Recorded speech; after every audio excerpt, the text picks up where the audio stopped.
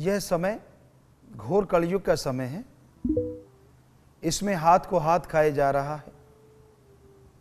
हर इंसान के अंदर खुदी अहंकार इतना भर गया है कि वह इंसान अपने सिवाय किसी दूसरे को कुछ समझता ही नहीं।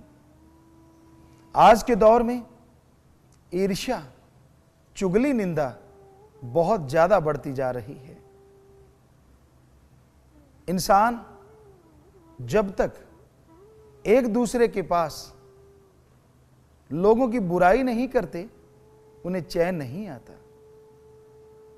ईर्ष्या, चुगली, निंदा बहुत ही भयानक है। ईर्ष्या में जब लोग जलने लगते हैं तो अपने सिवाय किसी और को बख्शते नहीं। और ईर्ष्या जो बीमारी है, यह हमेशा इंसान को खाए जाती है। जिस तरह गिल्ली लकड़ी है, उसे आग लगाती जाए वो सुलगती रहती है, वो पूर्णतः जल के राख नहीं होती। उसी तरह आज का इंसान है। जब ईर्ष्या, नफरत में जलने लगता है, चुगली, निंदा करके तड़पने लगता है, गिल्ली लकड़ी की मानंद वो जलता चला जाता है। लकड़ी जल कोयला भई और कोयला जल भयो राख। ईर्ष्या में इंसान ऐसा जलो, कोयला भयो न राख। जिस तरह सूखी लकड़ी जब जलाई जाती है तो उसका कोयला बन जाता है, और कोयला जलाया जाता है तो वो राख हो जाता है। लेकिन इंसान ईर्ष्या में ऐसा जलता है, ना वो कोयला बनता है और ना ही राख, वो जलता चला जाता है। पुराने समय की बात है, एक संत एक फकीर की कोई सेवा करता था, और वो रोजाना सेवा पे समय अनुसार आया करता था।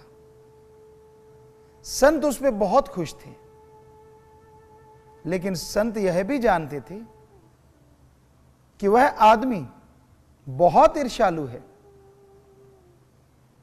संत उसे बहुत कुछ देना चाहते थे, लेकिन साथ में उसके स्वभाव के बारे में जान के थोड़ा चुप रहते थे।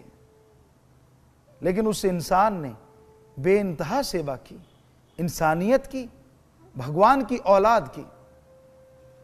तो संत खुश हुए, कहने लगे, बोल बेटा क्या चाहिए?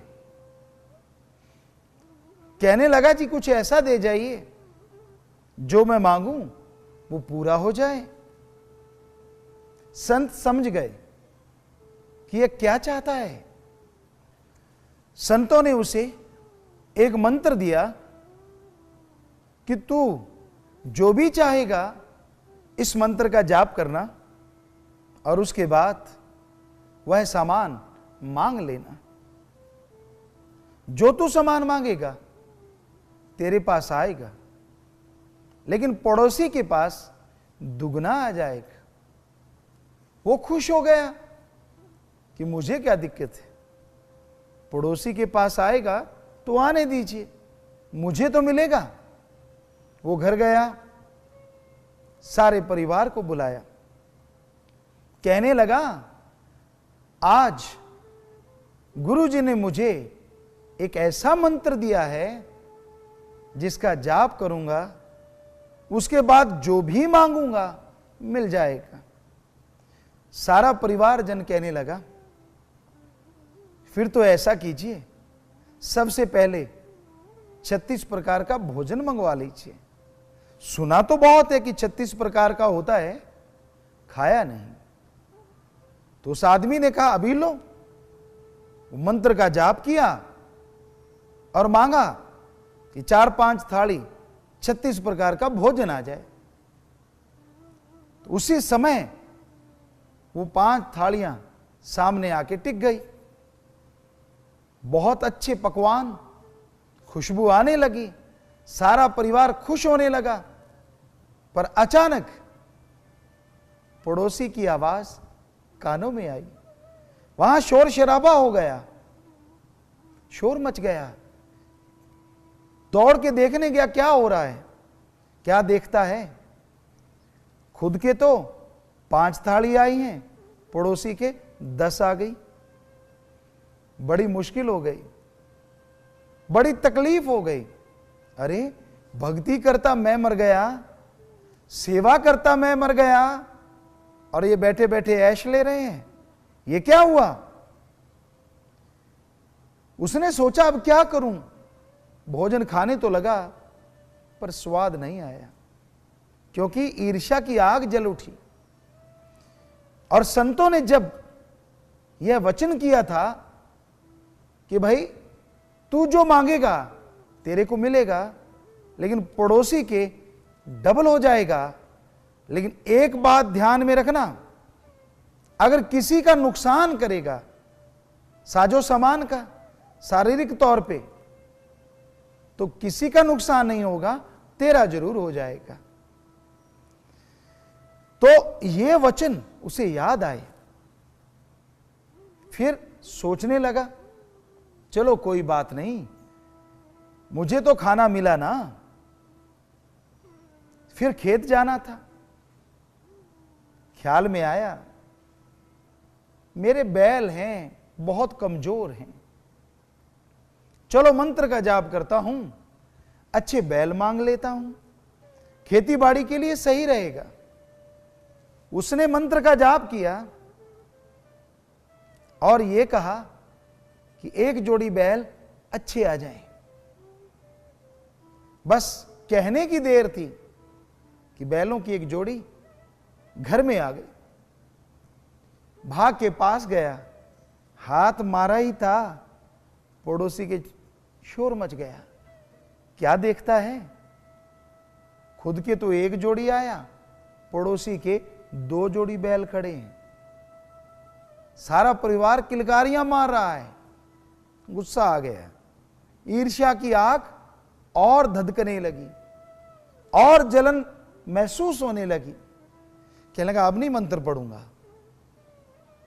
गुरुजी से मंत्र में लाया, फायदा ये दुगना उठा रहे हैं, ये मेरे हजम नहीं होता। अंदर ही अंदर जल भुन गया। परिवार वाले कहने लगे अब मंत्र तो तेरे पास आ गया, फिर टूटे मकानों में रहना जरूरी है क्या। अरे मांग, अच्छे से महल मांग, मांग अच्छी चारपाई, अच्छा रहन सहन मांग, सुंदर मकान आ जाए। उसने मंत्र का जाप किया, बस कहने की देर थी, महल बन गया। सारा परिवार खुशी के मारे नाचने लगा। पर अभी नाच ही रहे थे, दूसरी तरफ निगाह घुमाई, पड़ोसी के 2 महल बन गए। बुरा हाल हो गया, तड़प गया, घर वालों को लड़ने लगा। आपने जबरदस्ती मंत्र का जाप करवाया। मैं अब नहीं करूंगा भाई, मैं कुछ नहीं मांगूंगा, मैं जो मांगता हूं अपने आधा आता है, उधर डबल हो जाता है ना, ऐसा नहीं करूंगा। घर वाले बेचारे चुप हो गए। अब ईर्ष्या की आग तूफान बन चुकी थी। पता करने गया बाहर, यार दोस्त मित्रों को मिला, चेहरा उतरा हुआ है, बहुत ही उदास है। मित्र पूछने लगे उदास क्यों है। सारी कहानी सुनाई। यार गुरुजी से मंत्र मैं लेके आया, सेवा मैंने की, और फायदा बैठा बिठाया पड़ोसी उठा रहा है। दुनिया में मास्टरमाइंड होते हैं जो आग लगाने में माहिर होते हैं। ऐसा ही एक मास्टरमाइंड मिला। कहने लगा यार ये तो बात ही कुछ नहीं, कान में कुछ फुसफुसाया, ऐसा करना तू जाके। कहने लगा वाह यार, तूने तो बहुत बढ़िया बात की, बहुत ही अच्छी बात की। घर में आ गया दौड़ के, मंत्र का जाप किया, कहने लगा मेरे दरवाजे के आगे एक कुआं लग जाए। कुआं लग गया, नेचुरली पड़ोसी के 2 कुएं लग गए। बड़ा खुश, कहने लगा वाह यार, अच्छी बात बताई तूने मुझे। पर इसी दरमियान सब कुछ भूल गया संतों के वचनों को। फिर मंत्र का जाप किया और क्या मांगा, हमारे सारे परिवार की एक आंख फूट जाए। क्योंकि उसने सोचा हमारे परिवार की एक आंख फूटेगी, पड़ोसी की दोनों फूट जाएंगी, दरवाजे के आगे 2 कुएं हैं, सब गिर के मर जाएंगे। तो जब मंत्र का जाप करके वो मांग मांगी, खुद का सारा परिवार काना हो गया। लेकिन एक आंख से देखने गया पड़ोसी के यहां क्या हो रहा है, तो क्या देखता है, वो तो तंदुरुस्त घूम रहे हैं। हो, अचानक ख्याल आया, गुरुजी ने बोला था किसी का नुकसान करेगा तो तेरा नुकसान तो हो जाएगा, पर तेरे पड़ोसी का नहीं होगा। जार जार रोने लगा, बुरा हाल हो गया रो रो के। अब क्या बनता था, समय बीत चुका था, मंत्र काम कर गया था, और गुरुजी ने यह भी बोला था कि ऐसा करने के बाद मंत्र फिर दोबारा काम करना बंद कर देगा। यानी अगर तू किसी का नुकसान करेगा तो यह मंत्र दोबारा काम नहीं करेगा। वो बात भी याद आ गई। अब रोने धोने के अलावा और कुछ भी पल्ले नहीं था। तो यह है ईर्ष्या का कमाल। ईर्ष्या में लोग जलते रहते हैं। तो ईर्ष्या बुरी बला है, बहुत ही भयानक बीमारी है। जिसको यह रोग लग जाता है उसको ना रात को ना दिन को चैन आता है। हमने लोगों को ऐसे होते देखा। उदाहरण के तौर पे 2 दुकानें लगभग इकट्ठी हैं, या यूं कहिए आमने सामने हैं, सभी सामान एक जैसा है। एक दुकान पे ग्राहक बहुत ज्यादा आ रहे हैं और दूसरी पे कम आ रहे हैं। तो जिस पे ग्राहक कम आ रहे हैं वो रोता है, मेरे ग्राहक कम क्यों आते हैं। जिसके ज्यादा ग्राहक आते हैं वो मीठा बोलता है, प्यार मोहब्बत का व्यवहार करता है, चिड़चिड़ापन नहीं है उसमें। और जिसके कम आ रहे हैं वो तुनक मिजाज है, छेड़ने की जरूरत नहीं, यूं लगता है जैसे पेट्रोल पे आग डाल दी हो। बात बात पे गुस्सा, रूखा स्वभाव, तुनक मिजाज, कड़वा बोलना। ग्राहक आए तो कहां से आए, लेकिन फिर भी ईर्ष्या की आग दहकती है। हे ईश्वर, मैं तो भूखा सो लूंगा, पर सामने वाले के आग लगा देना। देखिए कमाल। अरे ये भी तो मांग सकता है कि भगवान सामने वाले के ग्राहक आते रहें, पर मेरे भी बढ़ा दीजिए। ऐसा नहीं। ऐसा ही हमने जाट जमींदार किसानों में देखा।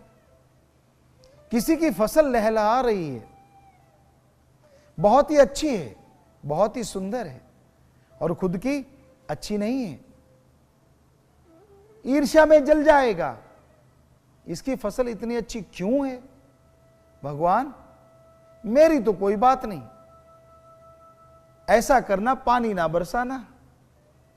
यह नहीं देखता कि खुद की फसल में घास फूस कितना हुआ पड़ा है, जिसकी वजह से फसल फल फूल नहीं रही, उधर ध्यान नहीं है, ईर्ष्या में जल रहा है। यह ईर्ष्या की बीमारी एक ही जगह नहीं रुकती। स्कूल कॉलेज में आप निगाह मारेंगे तो वहां भी यही हाल है। एक बच्चे के अच्छे नंबर आ रहे हैं, दूसरे को बिना वजह टेंशन है, ईर्ष्या है, इसके नंबर अच्छे क्यों आते हैं। उस बच्चे के अगर कोई जानकार टीचर है या व्यवहारिक तौर पे टीचर के साथ परिवार का कोई मेल जोल है, बच्चे कहते हैं यार इसके नंबर तो अच्छे आएंगे क्योंकि इसका परिवार और टीचर साहबान का परिवार आपस में प्यार रखते हैं, रिश्ता रखते हैं, इसलिए नंबर ज्यादा आते हैं। अब बोर्ड के पेपर होते हैं, उस बच्चे के फिर नंबर ज्यादा आ जाते हैं। अब बताइए क्या बहाना है। फिर बहाना तो ढूंढने में देर नहीं ना लगती। हो सकता है टीचर ने रात को पेपर दिखा दिया हो, क्या भरोसा, क्या पता। तो ईर्ष्या में जल जल के अपना आकाश करते रहते हैं, खुद पढ़ना नहीं, लेक्चरर के लेक्चर को फॉलो नहीं करना, सारा दिन मटर गश्ती करते रहना है और दोष जिसके अच्छे नंबर आ रहे हैं उसको देना है। अरे भाई, अरे बच्चों, जलिए मत, आप भी पढ़ा करें, आप भी कंसंट्रेट बनाएं, एकाग्रता लाएं, तो आप भी अच्छे नंबर ला सकते हैं। गेम्स में भी यही हाल होते हमने देखा। कोई अच्छा प्लेयर है तो साथ वाला उसकी लेग पुलिंग करता है, ये अच्छा क्यों है, इसको मैं कैसे पीछे गिराऊं, ये कैसे पीछे रहेगा ताकि मेरा नंबर आ जाए। खुद का टैलेंट नहीं उठाना कि भाई ठीक है ये अच्छा खेल रहा है, इसमें अच्छा टैलेंट है, मैं भी बनाऊं, वो ध्यान नहीं देना, लेकिन वो आगे क्यों बढ़ रहा है उसको गिराना है। यही बात फिर बड़ों में आती है।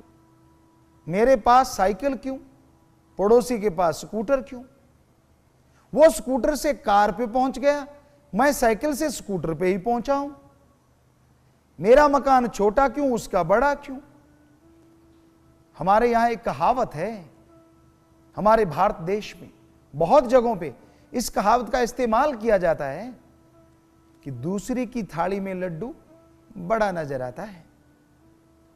विवाह शादियां होती है ना गांव में, तो हमने देखा इस कहावत का मतलब क्या है या ये कहावत बनी कैसे।